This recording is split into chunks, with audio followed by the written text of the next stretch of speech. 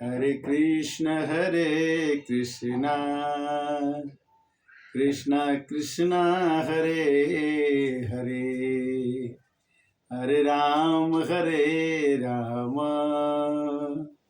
राम राम हरे हरे। त्वमादिदेवः पुरुषः पुराणं तमस्य विश्वस्य परं निधानं, वेदासि वेदं च परं च धाम त्वया ततं विश्वमनन्तरूपम्। भगवान की चर्चा मानस ज्ञान के अंतर्गत, रामचरितमानस में मानस ज्ञान के अंतर्गत 201 भाग का आज चर्चा करने का आदेश हुआ है भगवान का। बिना भगवान के आदेश के हम भगवान की चर्चा नहीं कर सकते हैं, और वही चाहते हैं, भगवान जो चाहते हैं वही होता है, उनके विपरीत कुछ भी नहीं होता है। भगवान कहते हैं कि अगर अपने अंदर से कुछ अमानवीय गुणों को, आसुरी संपदा को अगर आप निकाल लेते हैं तो आपके अंदर मैं निवास करूंगा, आपके साथ में रहूंगा। क्योंकि अगर अमानवीय संपदा हमारे अंदर घुस जाती है, प्रवेश कर जाती है, तो जल्दी निकलती नहीं है। उसके लिए सत्संग तो करना ही पड़ता है। बचपन से आदमी, बचपन में सत्संग के बारे में पता नहीं होता है, जवानी में सत्संग के बारे में पता नहीं होता है, किंतु जब उम्र थोड़ी ढलती है तो सत्संग के बारे में पता चलता है कि संतों का संग करते रहिए, काम तो अपने आप होता ही रहेगा। मैं कर्ता बन करके काम करूंगा, ऐसे नहीं चलेगा। रामचरितमानस की जो पढ़ने की व्याख्या मेरी शुरू हुई, जो 5वीं क्लास में था तब से शुरू हुआ, और आज तक रामचरितमानस को आत्मसात करते हुए, ग्रहण करते हुए, पढ़ते हुए वो आनंद आता है कि मन कह उठता है कि सो सुख जानहि मन रुकाना, नहीं रसना पही जाए बखाना।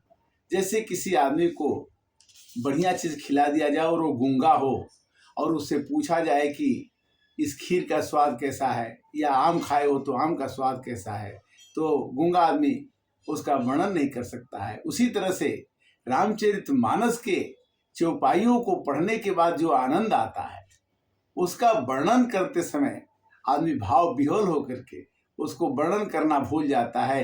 क्यों कि भगवान कहते हैं कि जब तुम थक जाते हो तो मेरे दरवाजे पर आते हो और कहते हो कि मैली चादर ओढ़ के कैसे। मैली चादर माने आसुरी गुणों को ओढ़ करके मनुष्य डरता है कि भगवान मेरे साथ क्या व्यवहार करेंगे।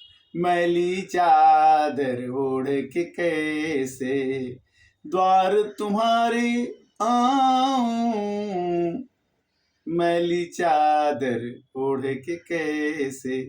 हे पावन परमेश्वर मेरे, मन ही मन शर्माऊं, मैली चादर ओढ़ के कैसे। भगवान कहते कि नहीं। कबीरदास जी कहते हैं कि चादर को मैली क्यों करना है। झीनी झीनी बीनी चदरिया, झीनी रे झीनी, इंगला पिंगला ताना भरनी, पंच तत्व से बीनी। कहते हैं कि ये चदर जो शरीर, जो अधिष्ठान है जिसमें तुम रहते हो, जिसमें तुम्हारा प्राण रहता है, इसको बड़ी बढ़िया से बिना गया है। इंगला पिंगला ताना भरनी, पंच तत्व चित जल पावक गगन समीरा, पंच रचित अधम शरीरा। ये शरीर बना हुआ है और इसमें कर्ता बन करके भगवान आत्मा के रूप में बैठे हुए हैं, और तुम जब भी कर्ता मान बैठते हो तुम्हारे अंदर अहंकार हो जाता है। और भगवान कहते हैं कि अगर हम उत्तम रहेंगे, जो रहीम उत्तम प्रकृति के का कर सकत कुसंग चंदन विष व्यापे नहीं लिपटे रहत भुजंग। ये रहीम कवि ने कहा कि चंदन के पेड़ में बड़ी शीतलता होती है और उसी के कारण से सांप उसके अंदर लिपटे रहते हैं। तो क्या सांप का विष चंदन में लिपट जाता है? उसी तरह से जो सज्जन होंगे उनमें बुराई प्रवेश करेगी ही नहीं। किंतु कलयुग का ऐसा नियम है कि काजल की कोठली में कैसे हूँ सयान हो जाए, काजल की ये के लिखे लागी हैं पे लागी हैं। रामचरितमानस कहती है कि आपके अंदर मरण काल तक रहने वाली अनंत चिंताओं को जलते रहना, ये भी हमारे अंदर में गुण होता है कि जब से हम जन्म लेते हैं तो हमारा प्रोग्राम बुढ़ापे तक का बन जाता है और उसी में हम जलते रहते हैं। चिंता सापिल को नहीं खाया, को जग जाहि न व्यापी माया। हम अनर्थ के चिंताओं में डूबे रहते हैं।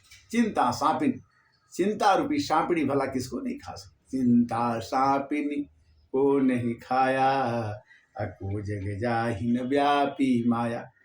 अगला अवगुण कहते हैं आसुरी संपदा है, खाओ पियो मौज करो में ही आनंद।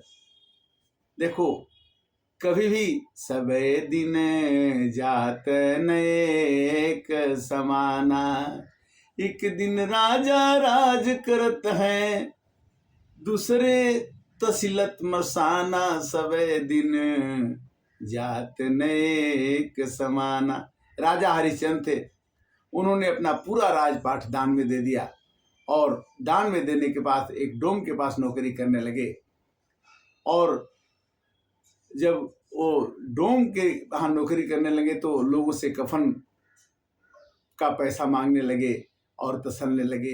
तो राजा को भी इसी जिंदगी में, मनुष्य का जिंदगी यहीं पर पता चल जाता है कि हम क्या क्या करते हैं। कोई कहता है कि हम तो मरने के बाद देखेंगे कि हमारा दुख और सुख क्या होगा। नहीं, आपको यहीं पर देखने को मिलेगा कि आपका शरीर का आपका। इसलिए आपके अंदर आसुरी गुण प्रवेश न करने पाए। जब से होश आ जाता है तब से आसुरी गुणों को रोकना है, और जब तक घुसे हुए हैं वो अच्छे गुण आएंगे तो आसुरी गुण निकल जाएंगे। सैकड़ों प्रकार का भोग आशाओं की फांसियों में बंधे रहना, काम क्रोध को जीवन का सहारा न। रामचरितमानस में दोहा आता है, काम क्रोध मद लोभ सब नाथ नरक के पंथ, अये परिहरि रघुबीर ही भजहि भजहि जे संत। काम क्रोध अल्लोभ मद घमंड, ये चार बहुत ही स्थान हैं खराब, जो कि मनुष्य के जीवन को दुर्दशा में डालते हैं। काम इच्छाएं, काम क्रोध गुस्सा आना, लोभ ये भी मिला और भी मिल जाए, मद अहंकार की मेरे को इतना प्राप्त हो गया। किसी चीज का अहंकार नहीं करना चाहिए, क्योंकि अहंकार किसी का रहता नहीं। बल का, रूप का, ज्ञान का, धन का, ये सब अहंकार हैं और ये दैवी गुणों के बाधक हैं। दैवी गुण माने अच्छे गुण आपके अंदर में आने नहीं देते। काम क्रोध की जीवन का सहारा समझना, मौज शौक के लिए अन्याय से धन इकट्ठा कर।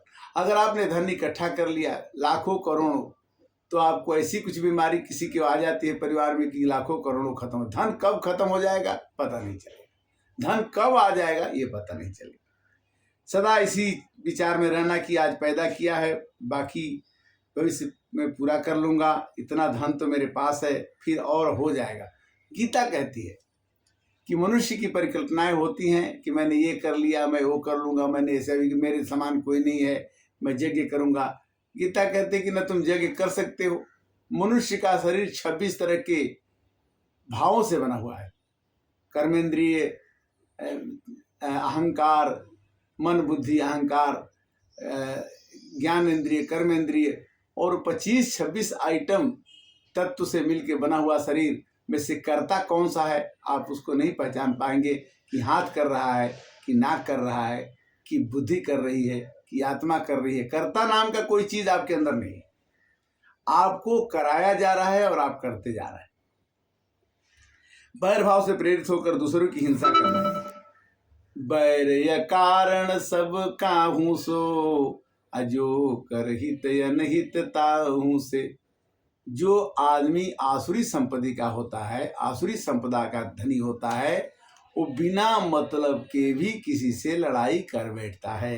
बैर या कारण सब काहू सो, जो कर हित अनहित ताहू सो। जो हित करता है उसके साथ भी वो लड़ाई करेगा, आसुरी संपदा वाला। क्यों कि खल सन कलह न भल नहीं प्रीति, कवि को विद कहीं ऐसी नीति। दुष्ट के साथ अगर आप प्रेम करते हैं तो भी आप हार जाएंगे, और दुष्ट के साथ आप लड़ाई करते हैं तो भी आप हार जाएंगे। संत को दोनों मतलब में दुष्ट के साथ नहीं रहना चाहिए या आसुरी गुणों से दूर रहना चाहिए। ये आपके बस की बात नहीं है, हमारे बस की बात नहीं है, किंतु जब आपके ऊपर भगवान की कृपा होगी तभी आप बुरे गुणों से, आसुरी गुणों से बच करके इस संसार से जा सकते हैं। अन्यथा चुंदर में दाग कहाँ से लागल, आपकी चुदरी में, आपकी आत्मा में, आपके शरीर में, आपके चरित्र में दाग लगाने वाले बहुत बैठे हुए हैं। और मानस कहती है क्या कि इंद्रिय द्वार झरो खाना ना, अतः तह सुर बैठे करी थाना। आवत देखत विषय बयारी, तुरत ही देते कपाट उघारी। इंद्रियों में, आँख को अच्छा देखने में, भगवान का दर्शन करने में जल्दी लोग हट जाते हैं, अच्छा हटा दिया जाता है। अच्छा बोलने के लिए आप बोलेंगे थोड़ी देर में ही थक जाएंगे कि अच्छा बोलना तो बहुत कम समय के लिए, अच्छा खाना, जो भी अच्छा है वो कम समय के लिए हमारे आता है। किंतु दुख और सुख, अगर आप चाहें कि दुख अड़ जाए, रुक जाए, नहीं रुकेगा। अगर आप चाहें कि सुख रुक जाए, वो नहीं रुकेगा। दुखानि च सुखानि च चक्रवर्ते परिवर्तन्ते। दुख और सुख पहिए के भांति चलते रहते हैं, रुकते नहीं हैं। ये तो हमारा मन का भाव है कि ये दुख नहीं कटेगा और ये सुख नहीं जाएगा, मैं जिंदगी भर सुखी रहूंगा और मैं जिंदगी भर दुखी रहूंगा। तो हम सोचते हैं, भगवान कहते कि नहीं नहीं, हमने जितनी चाबी तुमको भरे है, जितना दुख होगा उतना। आप अपने को ही सबका स्वामी समझना। मनुष्य थोड़े देर में अपने को धनवान, ऐश्वर्यवान, बलवान, ज्ञानवान सब कुछ समझ लेता है। थोड़ी देर में ये शरीर बीमार पड़ जाए, किसी तरह का कष्ट आ जाए तो कहता है कि संसार नश्वर है, इसमें रहना ठीक नहीं। अपने में ही सिद्धियों को मानना। मनुष्य को सिद्धि तभी मिल सकती है जब वो भगवान के चरणों का, भगवान के नाम का, ईश्वर के नाम का गुणगान करता है। एक ही सहारा है। कहते हैं कि शरण शरण शांति के धाम, मुझे भरोसा तेरा राम। ये मतलब नहीं हुआ कि आप राम राम हमेशा जपते रहिए। राम को समर्पित करके, अर्पित करके, समर्पण करके, उनको एक विटनेस बना करके अब कोई काम करिए कि हे प्रभु, मैं आज खाना खाने जा रहा हूँ, ये आपका दिया हुआ खाना है, तो वो खाना अमृत हो जाएगा। आप किसी काम को करने जाइए और कहिए कि हे भगवान, मैं ये आपका काम करने जा रहा हूँ, ये आप ही का काम है। जो भी काम मैं करता हूँ, जो भी एक्शन मैं करता हूँ, हे भगवान मैं आपका हूँ और आप हमारे हैं। ये भगवान बाहर नहीं, आपके अंदर ही आत्मा के रूप में बैठे हैं। किंतु भगवान कहते हैं कि मैं आपके पास जब कोई भी तकलीफ आएगी तो मैं आपके साथ नहीं रहूँगा, और सुख आएगी तो भी उसका रस स्वादन मैं नहीं करूँगा।